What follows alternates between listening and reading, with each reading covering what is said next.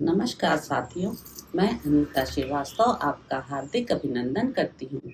श्रीमद् वाल्मीकि रामायण में आज का प्रसंग है राजा जनक का संदेश पाकर मंत्रियों सहित महाराज दशरथ का मिथिला जाने के लिए उद्यत होना। राजा जनक की आज्ञा पाकर उनके दूत अयोध्या के लिए प्रस्थित हुए। रास्ते में वाहनों के थक जाने के कारण 3 रात विश्राम करके चौथे दिन वे अयोध्यापुरी में जा पहुंचे। राजा की आज्ञा से उनका राजमहल में प्रवेश हुआ। वहां जाकर उन्होंने देवतुल्य तेजस्वी बूढ़े महाराज दशरथ का दर्शन किया। उन सभी दूतों ने हाथ जोड़कर निर्भय हो राजा से मधुर वाणी में यह विनय युक्त बात कही। महाराज, मिथिलापति राजा जनक ने अग्निहोत्र की अग्नि को सामने रखकर स्नेह युक्त मधुर वाणी में सेवकों सहित आपका तथा आपके उपाध्याय और आपके पुरोहितों का बारंबार कुशल मंगल पूछा है। इस प्रकार व्यग्रता रहित कुशल पूछकर मिथिलापति विदेह राज ने महर्षि विश्वामित्र की आज्ञा से आपको यह संदेश दिया है। राजन, आपको मेरी पहले की हुई प्रतिज्ञा का हाल मालूम होगा। मैंने अपनी पुत्री के विवाह के लिए पराक्रम ही शुल्क नियत किया था। उसे सुनकर कितने ही राजा अमर्ष में भरे हुए आए, किंतु यहाँ पराक्रमहीन सिद्ध हुए और विमुख होकर घर लौट गए। नरेश्वर, मेरी इस कन्या को विश्वामित्र जी के साथ अकस्मात घूमते फिरते आए हुए आपके पुत्र श्री राम ने अपने पराक्रम से जीत लिया है। महाबाहो, महात्मा श्री राम ने महान जन समुदाय के मध्य मेरे यहाँ रखे हुए रत्न स्वरूप दिव्य धनुष को बीच से तोड़ डाला है।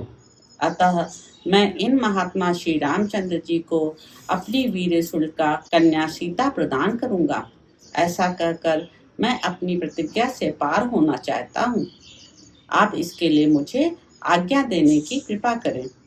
महाराज, आप अपने गुरु एवं पुरोहित के साथ यहाँ शीघ्र पधारें और अपने दोनों पुत्र रघुकुल भूषण श्री राम और लक्ष्मण को देखें। आपका भला हो। राजेंद्र, यहाँ पधार कर आप मेरी प्रतिज्ञा पूर्ण करें।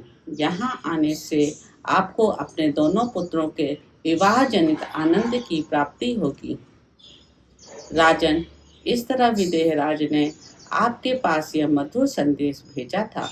इसके लिए उन्हें विश्वामित्र जी की आज्ञा और शतानंद जी की सम्मति भी प्राप्त हुई थी। संदेश वाहक मंत्रियों का यह वचन सुनकर राजा दशरथ बड़े प्रसन्न हुए।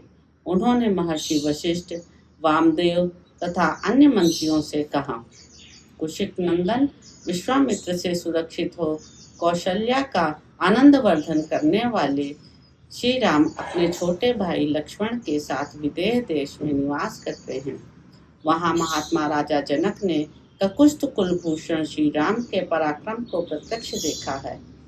इसलिए वे अपनी पुत्री सीता का विवाह रघुकुल रत्न राम के साथ करना चाहते हैं।